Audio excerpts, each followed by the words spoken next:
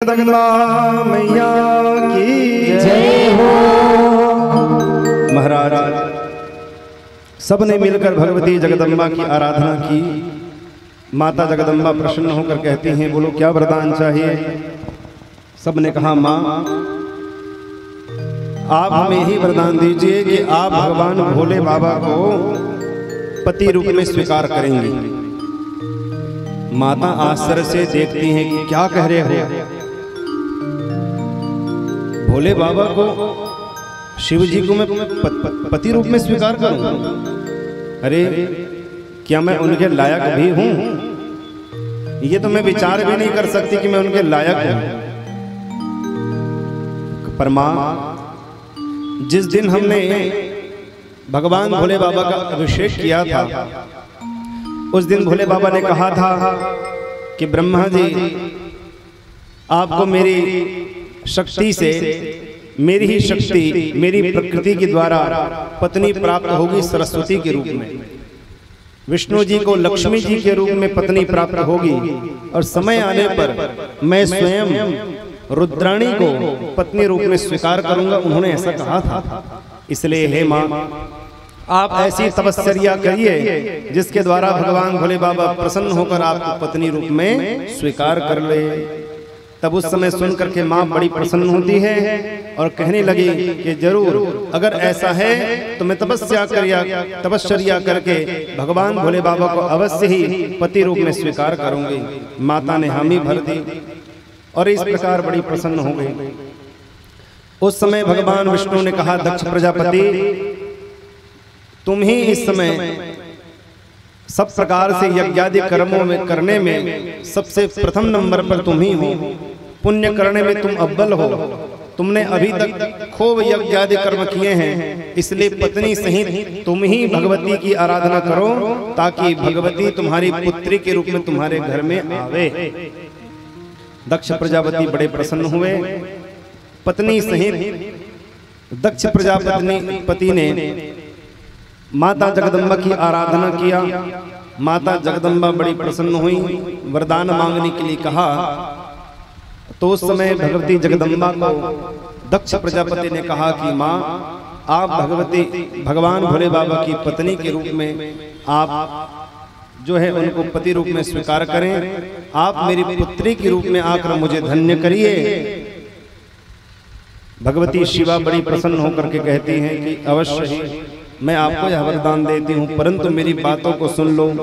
परंतु प्रण आधोयो मनसा ते प्रजापते श्रावश्यामि ते तम वै सत्यम जाना ही वै मृषा। परंतु अगर कहीं आपने मेरा अपमान किया, शिव और शक्ति में भेद जिस दिन तुमने किया, उसी दिन उस शरीर का मैं त्याग कर दूंगी, यह मैं सत्य कहती हूँ। दक्ष प्रजापति ने कहा, माँ मैं कभी भी आपका अपमान नहीं करूंगा। इस प्रकार माता प्रसन्न होकर वरदान देकर चली गई।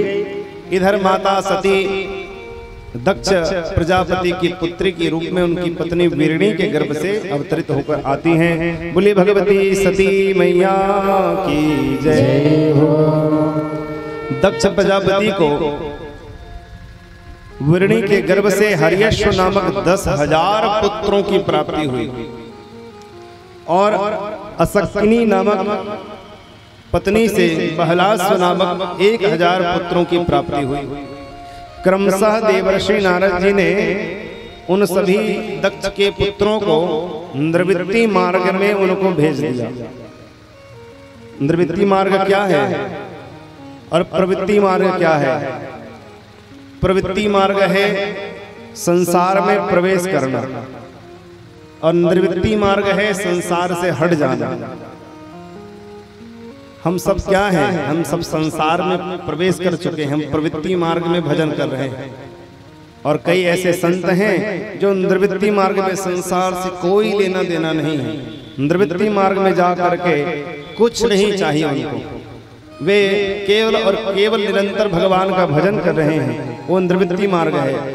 देवर्षि नारद जी ने दक्ष के पुत्रों को निवृत्ति मार्ग में डाल दिया। एक भी पुत्र नहीं बचा। तब देवर्षि नारद जी को दक्ष प्रजापति ने शाप दे दिया कि अरे मेरा सुख तुमसे देखा नहीं गया। अरे नारद जा, मैं तुझे शाप देता हूँ, आज के बाद गौ को दोहने में जितना समय लगता है उतने समय तक एक जगह पर रह सकते हो, उससे अधिक नहीं रह सकते। शाप दे दिया। महाराज दक्ष की 60 पुत्री थी। 60 पुत्री में उन्होंने 13 पुत्रियों को धर्म को सौंप दिया। 10 पुत्री धर्म को, 13 पुत्री उन्होंने कश्यप जी को दे दिया, 27 पुत्री उन्होंने चंद्रमा को दे दिया, 2 उन्होंने अंगिरा जी को दिया और 2 पुत्री उन्होंने कृशास्त्र को दिया। कुल 60 पुत्रियों का ब्याह उन्होंने कर दिया। बिरणी के गर्भ से भगवती सती जो हैं बड़ी ही सुंदर थी। भगवती सती ने हाथ जोड़कर कहा, पिताजी मैं भगवान भोले बाबा को प्राप्त करने के लिए तपस्या करना चाहती हूँ। ततः सती महेशानम पतिम प्राप्तुम दृष्टव्रता सा तमाराधयामास गृहे मातृनुज्ञा। उस समय भगवती सती ने सुंदर सी तपस्या करना प्रारंभ किया। उनकी तपस्या से भगवान भोले बाबा प्रसन्न हुए और वरदान मांगने के लिए कहा। भगवती शिवा ने कहा, प्रभु आप हमें पति रूप में प्राप्त हो, ऐसा वरदान दीजिए। भोले बाबा ने कहा, तो चलो। माता सती ने कहा, ऐसी थोड़ी उठा कर ले जाओगे, अरे हमारे पिताजी के पास कुछ पत्र भेजिए कि हम आपकी कन्या से ब्याह करना चाहते हैं, तो कन्यादान का लाभ उनको भी मिल जाए कम से कम। तब ब्रह्मा जी को भोले बाबा ने भेज दिया कि जाओ भैया, जाकर के दक्ष प्रजापति को बता दो कि हम बारात लेकर आएंगे और उनकी बेटी से ब्याह करेंगे। ब्रह्मा जी को भेज दिया। इधर कहा, हे सती, मैं तुमसे ब्याह तो करूंगा, परंतु जिस दिन तुम मेरी बातों को नहीं मानोगी, मेरा अवमानना कर दूंगी, उस दिन मैं तुम्हारा त्याग कर दूंगा, सत्य कहता हूं। भगवती सती ने कहा, नहीं नहीं प्रभु, भला मैं आपका अवमानना क्यों करूंगी। इस प्रकार भोले बाबा ने सती को पत्नी रूप में स्वीकार किया। सुंदर बारात लेकर के गए भूत प्रेत के साथ और सती जी के साथ उन्होंने ब्याह किया।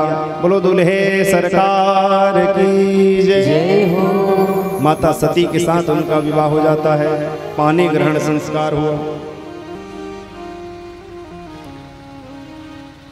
3 प्रकार का ग्रहण होता है, सूर्य ग्रहण, चंद्र ग्रहण और पानी ग्रहण। हाँ, गए पानी ग्रहण हो इस तरह गए। राधे राधे। न माताएं कुछ भजन कर सकती हैं, न पुरुष वर्ग भजन कर सकते हैं। दिन रात घर में महाभारत चल। हाँ, तो सूर्य ग्रहण, चंद्र ग्रहण और पानी ग्रहण बड़ा खतरनाक होता है। बोलो राधे राधे। पानी ग्रहण हो गए, भोले बाबा को ब्रह्मा जी ने फंसा दिया। बढ़िया भजन कर रहे थे, कहाँ चक्कर में फंस गए। अब भोले बाबा जो है, एक दिन सभा बुलाई गई थी, उस सभा में चले गए जहां पर दक्ष प्रजापति को प्रजापति का पद प्रदान किया गया था। हाँ, उस सभा में जैसे ही गए, सभा में जाते ही उनके मन में यह भाव आया कि प्रजापतियों का भी प्रजापति, मतलब सबके अध्यक्ष बने थे ना, तो पद प्राप्त करके अहंकार आ जाता है। जरा भी पद प्राप्त हुआ थोड़ा भी तो क्या होता है, अहंकार जरूर आ जाता है पद प्राप्त करके। सोचा नहीं दक्ष प्रजापति ने कि वहां कौन कौन बैठे, अहंकार आया। महाराज जैसे दक्ष प्रजापति वहां प्रवेश करते हैं, ब्रह्मा जी को देखकर प्रणाम किया, भगवान नारायण को देखकर प्रणाम किया, पर शिव जी को देख करके मन में सोचा, अरे तो मेरा दामाद है, इसे तो मुझे उठकर प्रणाम करना चाहिए। पर भोले बाबा तो भोले बाबा चुपचाप बैठे रहे। ओहो, तो दक्ष प्रजापति इतने क्रोध में आए कि तुरंत चिल्लाने लगे, अरे देखो मैं प्रजापतियों का भी प्रजापति, मुझे देखकर देखो कैसे बैठा हुआ है, कम से कम अपने ससुर मानकर तो मुझे प्रणाम करना चाहिए। सबके सामने उठकर ये मेरा प्रणाम नहीं कर रहा है। कहाँ नंग धड़ंग घूमने वाला, चिता भस्म लगाने वाला, गले में सांपों की माला पहनने वाला, मैंने कृपा करके उसको अपना दामाद बनाया और देखो कैसे घूम रहा है।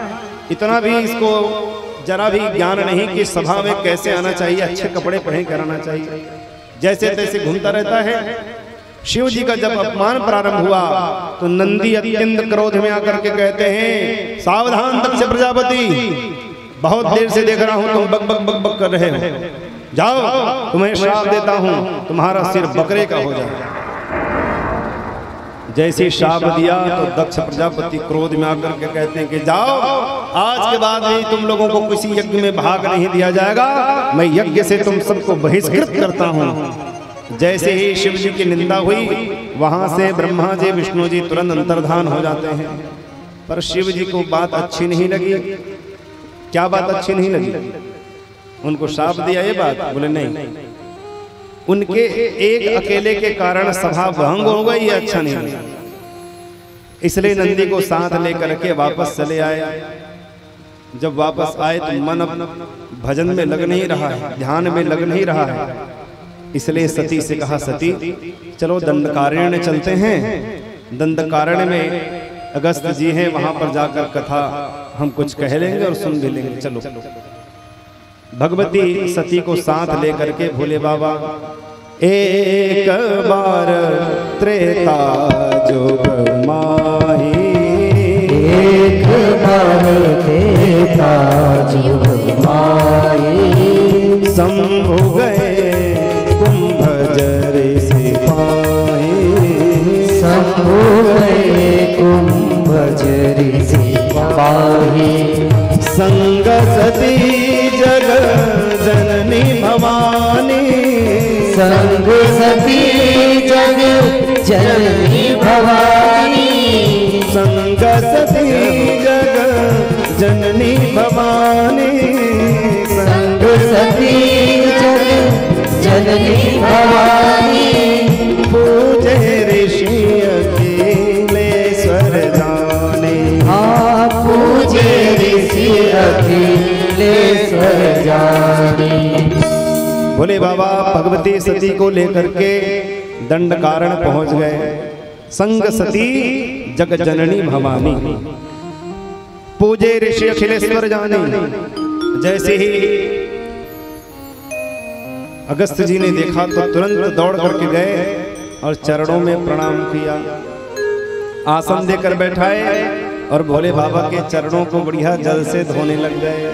माता सती की पूजा की, भोले बाबा की पूजा की। भोले बाबा मन में सोचने लगे, बताओ वक्ता होकर श्रोता की पूजा कर रहा है, वक्ता होकर श्रोता की पूजा कर रहे हैं, बताओ कितने बड़े उच्च कोटि के कथावाचक होकर के ये देखो हमारी पूजा करे, कितनी शालीनता इनके भीतर है, कितनी दीनता इनके भीतर है। ये भोले बाबा के मन में आया। पर भगवती सती जी के मन में क्या आया कि अरे वक्ता होकर श्रोता के पैर धो रहे हैं, मतलब इनको कथा का कुछ ज्ञान ही नहीं लगता है। ये सती जी के मन में आया। सोच सोच के भेद है। एक ने उत्तम सोचा और माता सती ने सोचा अरे इनको कुछ जानकारी नहीं है लगता है, हमें इनका पैर धोना चाहिए, हमारा पैर धो रहे हैं, इनके पास क्या कथा सुनने के लिए आए, बोले ना समझ नहीं आता। बोले बाबा ने बैठकर कहा कि अगस्त जी आप कुछ राम जी की कथा सुना दीजिए ताकि हमारा मन भगवान के भजन में पुनः लग जाए।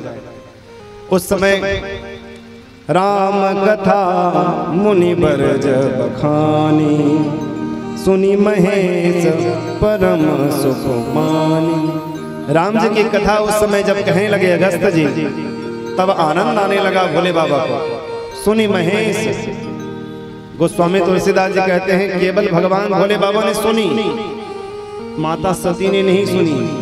बैठी तो हैं परंतु ध्यान इधर उधर भटका है। कथा पंडाल में लोग तो बैठे रहते हैं, शरीर बैठा रहता है पर मन घूमता रहता है कि महाराज जी जल्दी आरती कर दे तो घर को जावे कुछ खाए पिए। शरीर तो बैठा है परंतु मन घूमता रहता है। सुनी महेश परम सुख मानी, केवल भोले बाबा ने सुना और सुनकर बड़े प्रसन्न हुए। माता सती ने नहीं सुना, बैठी थी, सुना नहीं उन्होंने, भगवान की कथा में मन नहीं लग रहा है। उसी समय की बात है, 9 दिन तक रहे, सुंदर सी कथा सुनी और कथा सुनने के बाद विदा मांगी। अगस्त्य जी ने बड़े भाव से कहा प्रभु और रुक जाते तो आनंद आ जाता, पर भोले बाबा ने कहा कि नहीं नहीं, बस इतना ही ठीक है, अब हम भी चलते हैं, भजन करेंगे वहां पर। तो उसी समय महाराज वापस लौटने के लिए हाथ जोड़ लिया। मुनि